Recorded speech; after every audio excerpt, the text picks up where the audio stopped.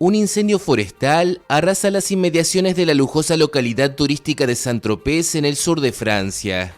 Miles de personas fueron evacuadas preventivamente, mientras unos 750 bomberos y aviones cisterna luchaban contra el fuego en condiciones difíciles, con altas temperaturas y fuertes vientos. Las llamas comenzaron a propagarse el lunes a unos 100 kilómetros de la ciudad portuaria de Toulon. Según los bomberos, el martes por la mañana ya había recorrido más de 3.500 hectáreas de bosque y matorral, aunque todavía era demasiado pronto para estimar la superficie quemada.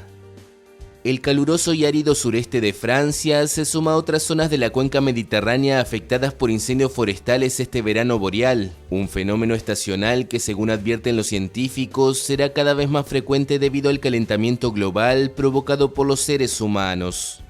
El fuego ya ha asolado partes de Grecia, Turquía, España, Portugal, Argelia y Marruecos.